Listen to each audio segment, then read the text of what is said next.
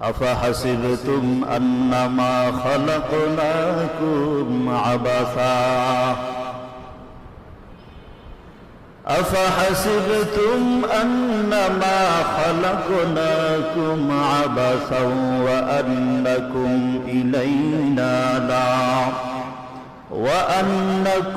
إلينا لا ترجعون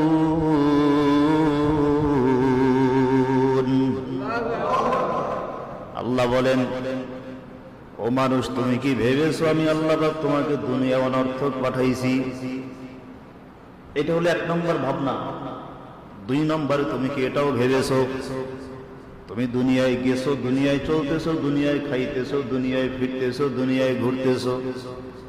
এটাও কি ভাবছো কখনো আমি মাওলার কাছে পুনরায় ফিরে আসা লাগবে না? মানুষের জগৎ হইল 3টা। কয়টা? একটা দুনিয়ায় আসার জগৎ, একটা দুনিয়ায় থাকার জগৎ, আরেকটা দুনিয়ার থেকে বিদায় হওয়ার জগৎ।